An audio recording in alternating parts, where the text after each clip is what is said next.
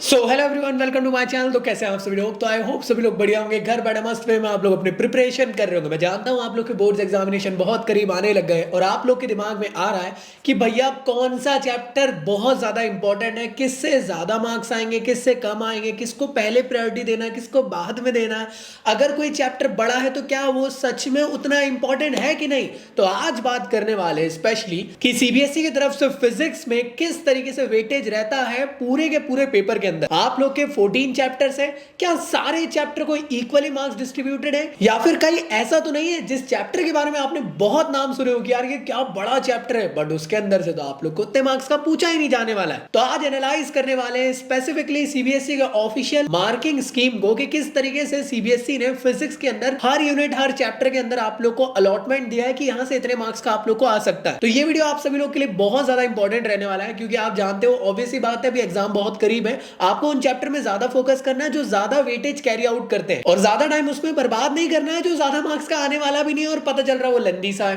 तो इसलिए हम लोग यूनिट्स को ऑब्जर्व करेंगे, चैप्टर्स को ऑब्जर्व करेंगे और चेकआउट करेंगे कि कौन कितने मार्क्स का आने वाला है। तो जो भी हम लोग बात करने वाले हैं वो सीबीएसई 2023-2024 के बोर्ड्स एग्जामिनेशन के वेटेज के अकॉर्डिंग रहने वाला है। और जो भी मैं आप लोग को यहाँ पे चीजें बताने वाला हूँ सीबीएसई के ऑफिशियल चीजों के अकॉर्डिंग और मेरे 4 साल का फिजिक्स में जो पढ़ाते हुए आया हूँ उसके एक्सपीरियंस से और मेरे खुद के एग्जामिनेशन के एक्सपीरियंस से आप लोग को बताऊंगा। तो वीडियो एंड तक के देखें, चैनल को सब्सक्राइब करें क्योंकि इस चैनल में आप लोगों को फिजिक्स का तगड़ा कंटेंट हमेशा मिलता रहता है। अब यहाँ पे तुम लोग ध्यान दो तो तुम्हारे सामने एक स्लाइड आ गई होगी, यहाँ पे मैंने पूरे अच्छे तरीके से मार्क कर दिया। मैं आप लोग को ये भी बताते हुए चलूंगा कि कौन से चैप्टर को पहले पढ़ना है, कौन से चैप्टर को बाद में पढ़ना है, क्योंकि ये बहुत ज्यादा इंपॉर्टेंट है। अगर आप लोग पूरे के पूरे आप लोग के चैप्टर्स को ऑब्जर्व करो तो आप लोग देख रहे होंगे चैप्टर्स हो यूनिट में बटे हुए 9 यूनिट्स आप लोग को यहाँ पे मोटे मोटे तौर पे दी हुई है। 9 यूनिट के अंदर लगभग आप लोग के जो चैप्टर है वो चैप्टर 1 to 14 आप लोग को देखने को मिलते हैं। इसमें आप लोग को सीबीएसई ने ऑफिशियली सीबीएसई की तरफ से जो ऑफिशियली आप लोग को मार्किंग स्कीम मिली है वो है कि भैया यूनिट नंबर 1 और यूनिट नंबर 2 इसको मिला के आप लोग के 16 मार्क्स का आने वाला है। अगर आप ऑब्जर्व करो इन दोनों को मिला के आप लोग को 17 मार्क्स का आने वाला है। और अगर आप लोग ध्यान दो तो 5 और 6 को मिला के आप लोग को 18 मार्क्स का यहाँ पे आने वाला है। और इसके अलावा यूनिट नंबर 7, 8 इसको मिला के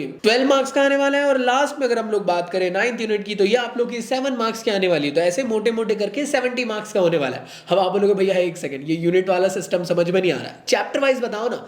तो मैं आप लोगों को बताना चाहता हूं चैप्टर नंबर 1 को अगर आप अच्छे से ऑब्जर्व करो तो चैप्टर नंबर 1 को यार मोटे मोटे तौर पे अभी तक का जो एनालाइज मैं आप लोग को बता रहा हूं लास्ट 5 ईयर्स के अकॉर्डिंग, तो मिनिमम एवरेज बता रहा हूं ये चीजें, अब थोड़ी बात ऊपर नीचे हो सकती है। तो 5 मार्क्स के अराउंड का आपको चैप्टर नंबर 1 से आप लोग को टॉपिक देखने को मिलता रहता है। हो सकता है 5 नंबर का पूरा पूरा क्वेश्चन आ जाए या फिर 2 नंबर का एक क्वेश्चन आ जाए, 3 नंबर का एक क्वेश्चन आ जाए या फिर 2-3 आपके एमसीक्यूज आ जाए, इस तरीके से। चैप्टर नंबर 2 की अगर आप बात करो तो ये काफी बड़ा चैप्टर है, बहुत लेंथी है, पोटेंशियल और कैपेसिटेंस पढ़ते पढ़ते हालत खराब हो जाती है। बट ये 5 नंबर के अप्रोक्स का ही आता है, इतना भी ज्यादा आप लोग को परेशान नहीं होना है इसमें। इसलिए आप लोग इसमें फोकस करें कि जो इंपॉर्टेंट है सिर्फ उसको पढ़े। अगर आपको इंपॉर्टेंट टॉपिक के ऊपर अगर वीडियो चाहिए स्पेसिफिकली तो मुझे कॉमेंट बॉक्स में बता सकते हो, मैं आप लोग के लिए एक स्पेशल वीडियो बना दूंगा। इसके अलावा अगर आप लोग ऑब्जर्व करो तो करंट इलेक्ट्रिसिटी जो चैप्टर है आप लोग का ये 6 मार्क्स का आता है, काफी इंपॉर्टेंट है, न्यूमेरिकल वगैरह यहां से काफी देखने को मिलते हैं। इसके अलावा चैप्टर 4 काफी लेंथी काफी लोगों को लगता है और काफी डिफिकल्ट लगता है, बिकॉज इलेक्ट्रोडायनेमिक्स इलेक्ट्रोस्टैटिक पढ़ने के बाद एकदम से मैग्नेटिज्म निकल के आता है, थोड़ा अलग सा है। लेकिन इतना भी आप लोग को यहाँ पे परेशान नहीं होना। 5 मार्क्स का आप लोग का टॉपिक आता है, हो सकता है यहाँ से गैल्वेनोमीटर पूछ ले, उसके प्रिंसिपल के ऊपर डेरिवेशन पूछ ले, सोलेनॉइड पूछ ले, वो कुछ भी पूछ सकता है। चैप्टर नंबर 5 की बात करें वैसे ही चैप्टर नंबर 5 काफी छोटा सा है, 3 मार्क्स का आप लोग को देखने को मिल सकता है। कोई भी मैग्नेटाइजिंग मटेरियल के बारे में पूछा जा सकता है या फिर वो एक स्पेसिफिक डेरिवेशन है, bar magnet as an equivalent solenoid, वो पूछा जा सकता है। तो ये सब चीजें आप लोग को फोकस रखना है। इसके अलावा अगर आप लोग ऑब्जर्व करो तो इलेक्ट्रोमैग्नेटिक इंडक्शन काफी छोटा चैप्टर है, 4 मार्क्स के अराउंड पे यहाँ पे आप लोग को चीजें आ सकती है। हो सकता है न्यूमेरिकल बन जाए या हो सकता है कि सेल्फ या फिर म्यूचुअल इंडक्टेंस के ऊपर क्वेश्चन बन जाए। अल्टरनेटिंग करंट आप लोग को 5 नंबर के मोटे मोटे तौर पे आ सकता है। एलसीआर सर्किट इसमें बहुत इंपॉर्टेंट टॉपिक है। इसके बाद अगर आप लोग ध्यान दो तो चैप्टर नंबर आप लोग का 8 ईएम वेव्स, काफी लोगों को लगता है कुछ नहीं आता है यहाँ से, बहुत सारे लोग इस चैप्टर को नेग्लेक्ट करके चल जाते हैं। भाई गलती नहीं करना है, 4 नंबर का आप लोग को आएगा यहाँ से। इलेक्ट्रोमैग्नेटिक स्पेक्ट्रम का टॉपिक तो डायरेक्ट ही आता है एग्जाम में, लिख कर रख लो। इसके बाद अगर ऑब्जर्व करो तो रे ऑप्टिक्स और ऑप्टिकल इंस्ट्रूमेंट जो है ये 8 मार्क्स का चैप्टर है, काफी बड़ा इजी चैप्टर है। परेशान नहीं होना, इस चैनल पे मैं आप लोग को वन शॉट वीडियो प्रोवाइड कर दूंगा, तो आप लोग उसको देख लेना। 8 मार्क्स का है तो बिल्कुल इसको भूलना नहीं, क्योंकि रे ऑप्टिक्स आधा पोर्शन है, ऑप्टिकल इंस्ट्रूमेंट आधा पोर्शन है। इसके बाद वेव ऑप्टिक्स आप लोग को 6 मार्क्स का आप लोग को देखने को मिलता है। अगर मैं बात करूं डुअल नेचर की तो ये आप लोग को 5 मार्क्स के अप्रोक्स का आता है भाई। हम बात करें एटम की तो ये 3 मार्क्स का आता है, न्यूक्लियाई की बात करी जाए तो 4 मार्क्स का, और सेमीकंडक्टर की बात करी तो 7 नंबर का ये आप लोग को देखने को मिल रहा है। आप लोग पता कैसे प्रिपरेशन कर रहे होंगे फर्स्ट चैप्टर से? मत करो, आप लोग उल्टा पढ़ना चालू करो। सेमीकंडक्टर अगर शुरू करोगे तो तुमको 7 नंबर तो डायरेक्ट मिल रहे हैं, और बहुत ही बेसिक टॉपिक रहेगा अब सेमीकंडक्टर में। रेक्टिफायर तो आने वाला है, गारंटी है। पीएन जंक्शन में आप लोग को चीजें पूछी जा सकती है, फॉरवर्ड रिवर्स के बारे में, बाइसिंग के बारे में, और थोड़े बहुत कॉन्सेप्चुअल क्वेश्चंस को अच्छे से प्रिपेयर करके चल जाना। 7 मार्क्स आप लोग के डायरेक्ट पक रहे हैं भाई। मैं कह सकता हूं कि chapter number 1, chapter number 2, chapter number 3 से ज्यादा इंपॉर्टेंट है, डायरेक्ट मार्क्स आ रहे हैं। अलॉट किया है सीबीएसई ने कि आना ही आना है। तो इसलिए मैं आप लोग से रिक्वेस्ट करूंगा, सबसे पहले आप लोग चैप्टर नंबर 14 को कवर अप कर लो, उसके बाद आप लोग चैप्टर नंबर 12 को कवर अप करो, 12 के बाद 13 करना है। एटम और न्यूक्लियर कर लोगे तो 7 नंबर का आप लोग का यहाँ से पूरा पोर्शन कवर अप हो जाएगा। छोटे छोटे चैप्टर से जल्दी कवर अप हो जाएंगे। और इसके बाद आप लोग को dual nature and radiation and matter को कर लेना है। ये भी एक छोटी सी चैप्टर है, आप लोग को 5 मार्क्स दिला रहा है। अगर मैं बात करूं ये यहां से लेकर यहां तक की 11 से लेकर 14 तक के, तो मोटे मोटे तौर पे 19 मार्क्स की प्रिपरेशन तगड़ी हो जाएगी कम टाइम के अंदर। बस कॉन्सेप्चुअल क्वेश्चन अच्छे से लगा लेना ढेर सारे यहाँ पे। इसके बाद जो आप लोग को प्रिपरेशन करना है वो रहने वाली है आप लोग की रे ऑप्टिक्स की, इसको टाइम दे दो। 8 मार्क्स का है, बहुत ज्यादा इंपॉर्टेंट है, बिल्कुल भी इसको नेग्लेक्ट करके मत जाना। इसके बाद वेव ऑप्टिक्स, वेव ऑप्टिक्स अब 6 नंबर का आने वाला है।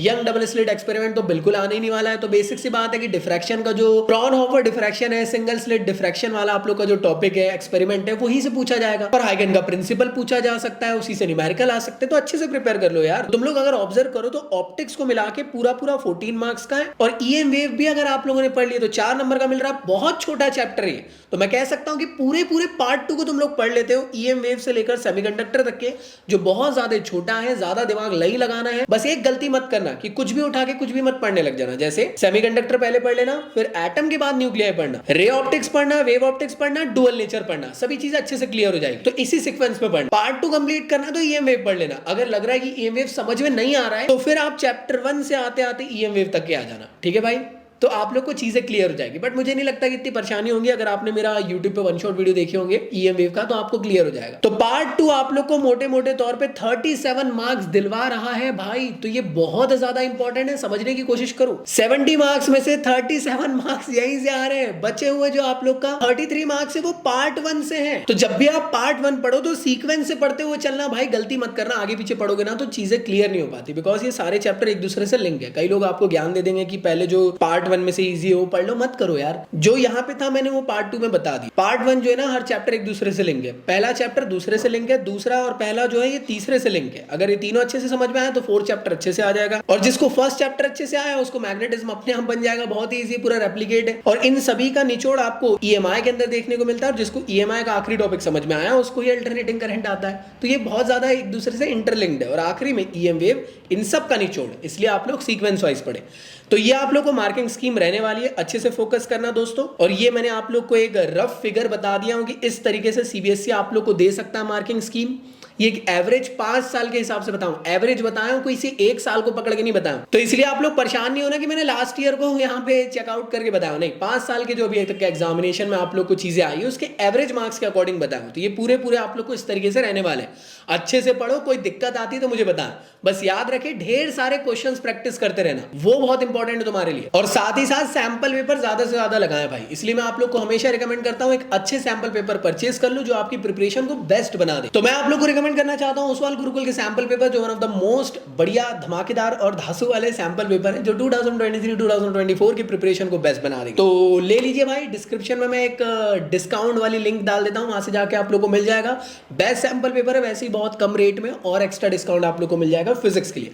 फिजिक्स के अलावा बाकी सारे सब्जेक्ट के लिए भी आप लोग को ओसवाल गुरुकुल एक तगड़े क्वेश्चन बैंक प्रोवाइड कर रहा है। सारे क्वेश्चंस के आंसर्स हैं, और इंक्लूडिंग जो अनसॉल्व वाले हैं वो उनकी वेबसाइट से जाके आप लोग उसके आंसर्स को ले सकते हो और अपने आंसर्स को एनालाइज कर सकते हो और बेस्ट प्रिपरेशन बना सकते हो। इसको अच्छे से सॉल्व करो और अपनी प्रिपरेशन को बेस्ट बनाओ। इन सब के अलावा दोस्तों ये सारे के सारे चैप्टर्स को अगर आप लोगों को कवर अप करना है तो मैंने आप लोगों के लिए पार्टी सीरीज लेकर आया हूं। यूट्यूब पे पूरी की पूरी फ्री वन शॉट सीरीज आप लोग को मिल जाएगी, ज्वाइन जरूर कर लेना। मैं आई बटन पे आप लोग को लिंक डाल देता हूं, फ्री ऑफ कॉस्ट है। सारे वीडियोस देखकर आप अपनी एक घंटे के अप्रॉक्स में एक चैप्टर को कंप्लीट कर सकते हो डिटेल में। इसके अलावा इस चैनल पे मैं एनसीईआरटी सीरीज चला रहा हूं, जहां पे आप लोग को एनसीईआरटी की फ्री पूरे के पूरे लाइन बाय लाइन सीरीज को कवर अप करवा रहा हूं, जो आपकी प्रिपरेशन को को और बेस्ट बना देगी। इसके अलावा 14 दिसंबर से मैं मेरे प्लेटफॉर्म पे लेने वाला हूं लाइव सेशन, जहां पे हम लोग पूरे के पूरे एनसीईआरटी के अंदर जितने भी एग्जांपल और एक्सरसाइज के क्वेश्चन है उसको डिटेल में कवरअप करने वाले हैं। लाइव सेशन रहेगा, 15 दिन के अंदर मैं आप लोगों को पूरा कंप्लीट करवा दूंगा। 30 दिसंबर तक के आपकी पूरी एनसीईआरटी के अंदर जितने इंपॉर्टेंट एग्जांपल एक्सरसाइज के क्वेश्चन है चैप्टर वाइज उन सबको कंप्लीट करने वाले हैं। एनरोल कर लो इस कोर्स को, जल्दी जल्दी जाएं। और एक स्पेशल कोड आप लोग को एनसीईआरटी मिल रहा है, इसको यूज करना है, स्पेशल डिस्काउंट और मिल जाएगा। और मेरे साथ आप लोग मेरी क्लास को लाइव मेरे प्लेटफॉर्म की वेबसाइट या फिर एप्लीकेशन से ज्वाइन कर सकते हैं। तो चलिए एंड करते हैं आज के इस वीडियो को। होप सो ये वीडियो तुम्हारे लिए बहुत ज्यादा बेनिफिशियल रहा हो। अच्छे से पढ़ो, कोई दिक्कत आती है तो मुझे कमेंट बॉक्स में बताओ। तो मिलता हूं नेक्स्ट वीडियो में, जब तक के लिए गुड बाय।